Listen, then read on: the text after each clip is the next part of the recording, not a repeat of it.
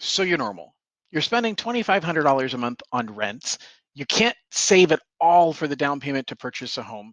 And you're trying to figure out how in the world can you afford to buy a house with today's interest rates and have a significantly higher monthly payment than the $2,500 that you're spending today.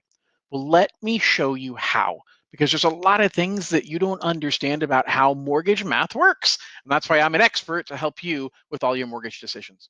So let's go through these numbers. You'll be able to click on this link either in a link up above or in the description down below. But basically what you're looking at here is kind of a comparison that says, if you pay $2,500 a month in rent plus maybe $25 a month in renter's insurance, you get a standard deduction. So for a single person, it's $12,500 in a standard deduction on your taxes. That's about equal to $230 a month. That means that once you subtract out what you save in your taxes just for being alive, if you applied that to your rent, you would save, your rent would be about $2,300 a month. We're going to use this as a baseline. Now, most people are going to say, hey, you got to put at least 3% or 5% down on a house. And that means that you buy a $500,000 home and it's $25,000. Yeah, I can't afford that. And especially I can't afford $3,500 a month for it. So you say, fine, I'll sacrifice a little bit. I'll buy a $450,000 home. But the truth is the down payment didn't change very much. The monthly payment didn't change very much. I still can't afford, especially when after closing costs, I need closer to 35 grand instead of just 22. So John, stop wasting my time. Why in the world do you think I can afford this? Well, let me explain to you why. First of all, when it comes to cash out of pocket to purchase a home, here's the scenario I want you to be thinking about. You buy a home for $450,000. You're on a 3% down payment using down payment assistance. Your down payment is $13,500, but what you also have is a credit. How should I say this? Two things. You're using down payment assistance. So right now, this scenario is using the Cal HFA down payment assistance program, and it is giving you 3% towards your down payment plus another 2% to pay part of your closing costs. I say part because it's not all of them. But what it's also allowing is what I'm building into here is a 3% seller credit.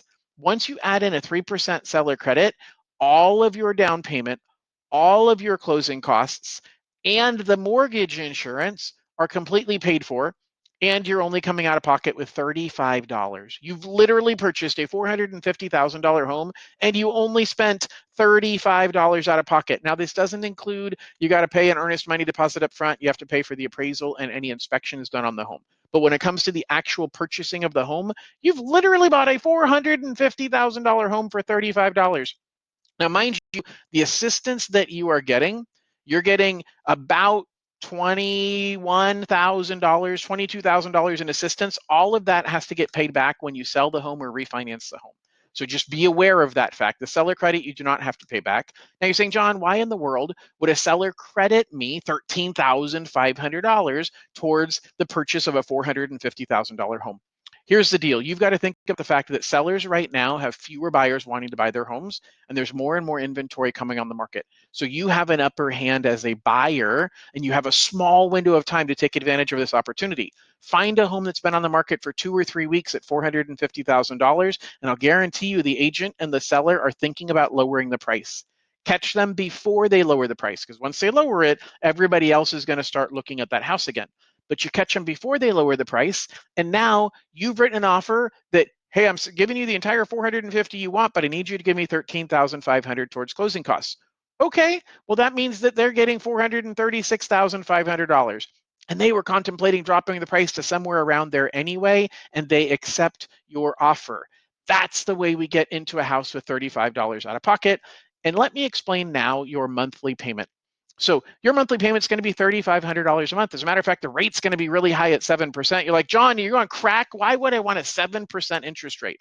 Well, the first thing that I'll tell you is because it gives you a credit to buy out of your mortgage insurance. So you have no monthly mortgage insurance because I'm paying that out as a one-time fee. So we save money off of the mortgage insurance, and interest is tax deductible. So your tax benefit bumps up to theoretically $740 a month.